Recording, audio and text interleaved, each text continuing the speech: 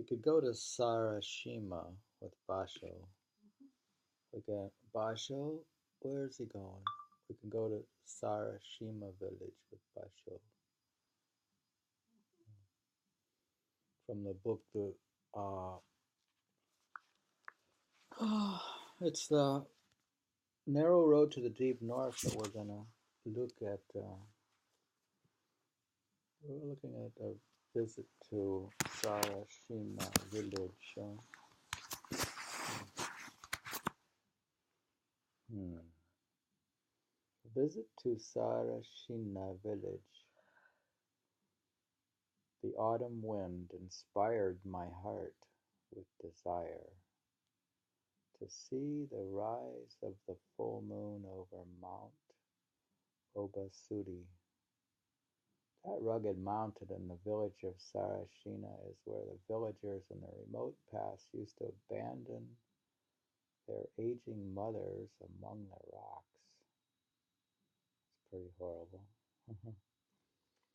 There was another man filled with the same desire, my disciple Etsujin, who accompanied me also as a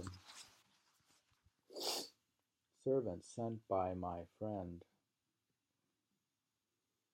Kake to help me on the journey.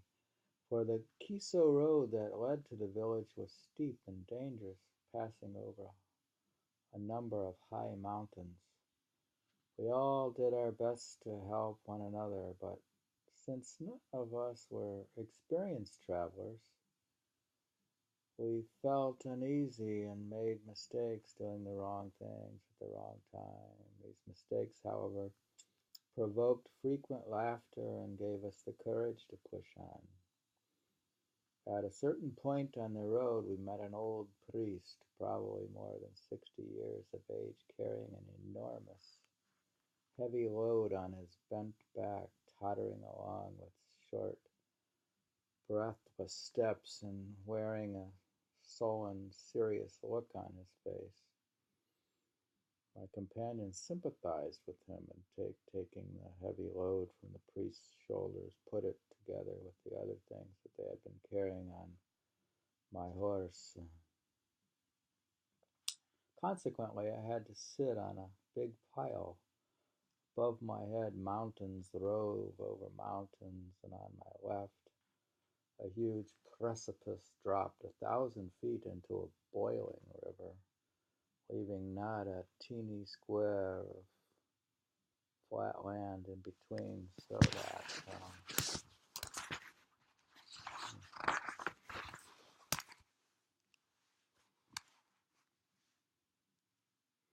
that perched on the high saddle, I felt stricken with terror every time my horse gave a jerk. We passed through a dangerous place such as Kakihashi and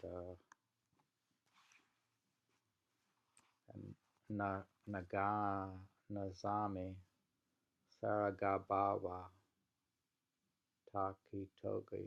The road always winding and climbing, so that we often felt as if we were gaping over, groping our way in the clouds. I abandoned my horse and staggered on my own legs, for I was dizzy with the height and unable to maintain my mental balance from fear. The servant, on the other hand, mounted the horse and seemed to give not even the slightest thought to the danger. He even nodded. Finally was able He to wanted, rest there. he wanted to get on the horse. He nodded in a doze and seemed about to fall headlong over the precipice. That's interesting. Every time I saw him drop his head, I was terrified out of my wits. He was terrified either way. He fell asleep, I think. Because he was so exhausted, probably most of the time he was walking. Upon second thoughts, however, it occurred to me that every one of us was like this servant, wading through the ever-changing reefs of this world in stormy weather, totally blind to the hidden dangers, and that the Buddha surveying us from on high, would surely feel the same misgivings about our fortune as I did about the servant.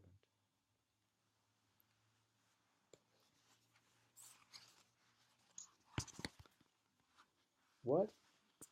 When dusk came, we sought a night's lodging in a humble house. After lighting a lamp, I took out my pen and ink and closed my eyes, trying to remember the sights I had seen and the poems I had composed during the day.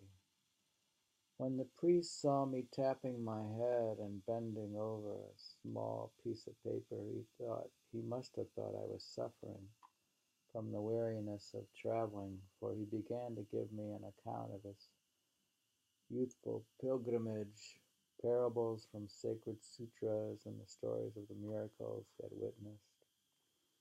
Alas, I was not able to compose a single poem because of this interruption. Just at this time, however, moonlight touched the corner of my room, coming through the hanging leaves and the clints in the wall, as I bent my ears to the noise of wooden clappers and the voices of the villagers chasing wild deer away. I felt in my heart that the loneliness of autumn was now consummated in the scene. I said to my companions, "Let us drink under the bright beams of the moon." And the master of the house brought out some cups. The cups were too big to be called refined, and were decorated with somewhat uncouth gold lacquer work, so that over-refined city dwellers might have hesitated to touch them. Finding them in a remote country as I did, however, I was pleased to see them and thought that they were even more precious than jewel-inlaid rare blue cups.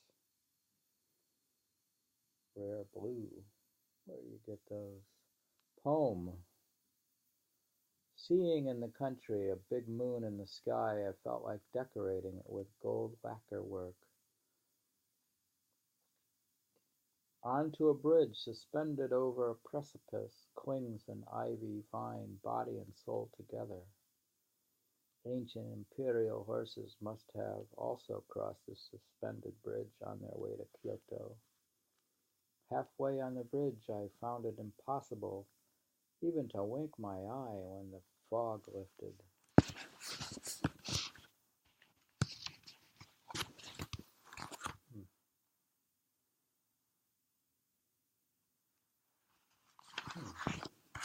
What poetry?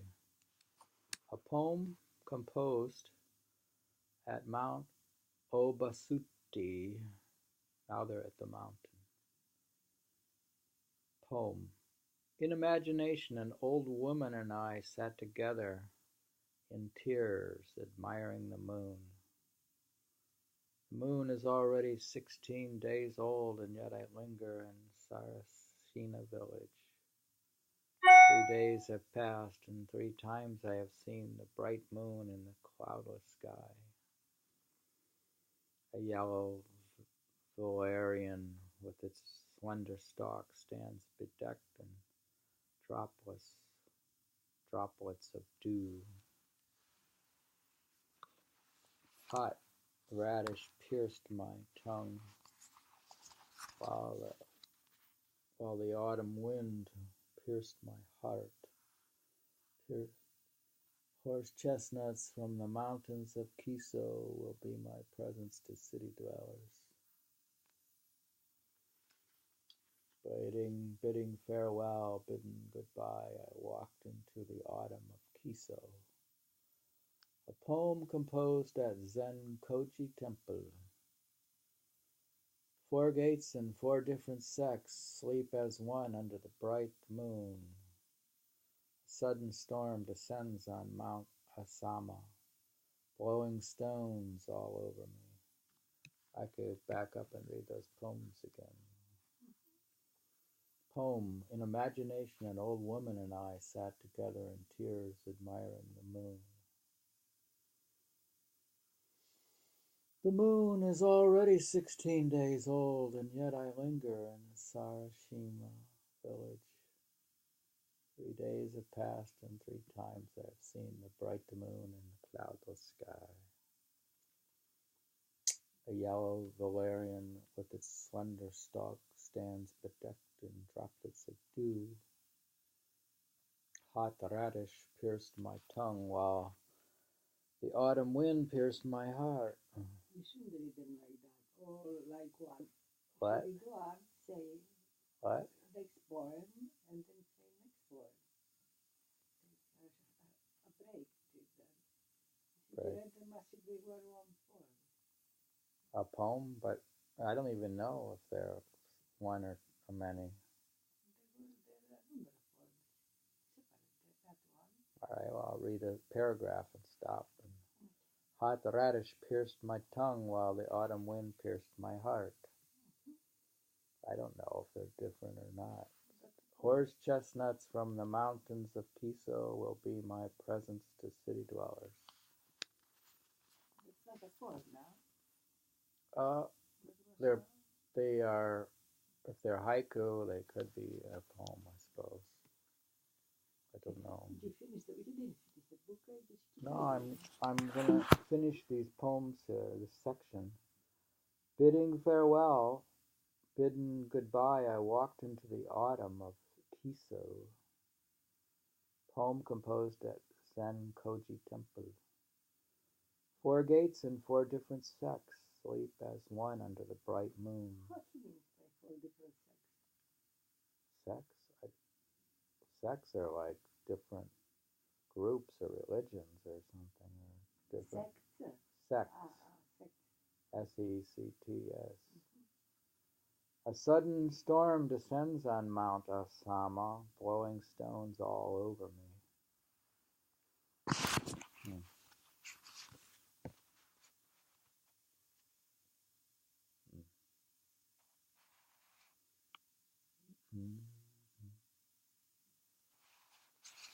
That's what was that? A Shima village. Shima village.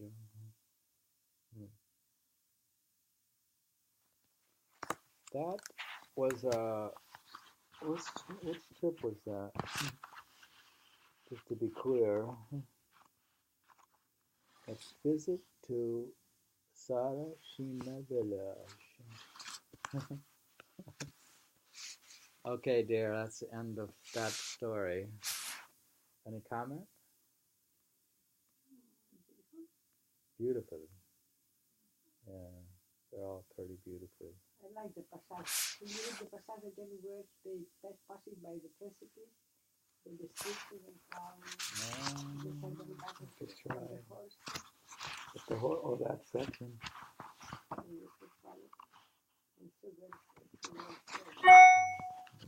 time we have? I don't have enough time. What else do you have to do? The passage. He passed through a dangerous place, winding there felt. I abandoned my horse and staggered on my own legs. For I was dizzy with the height and unable to maintain my mental balance for fear. The servant, on the other hand, mounted the horse and seemed to give not even the slightest thought to the danger. He often nodded in a doze and seemed about to fall headlong over the precipice. Every time I saw him drop his head, I was terrified out of my wits. Upon second thoughts, however, it occurred to me that every one of us was like the servant, wading through the ever-changing reefs of this world in stormy weather, totally blind to the hidden dangers, and that the Buddha, surveying us from on high, would surely feel the same misgivings about our fortune as I did about the servant. And that's the end of the 15 minutes.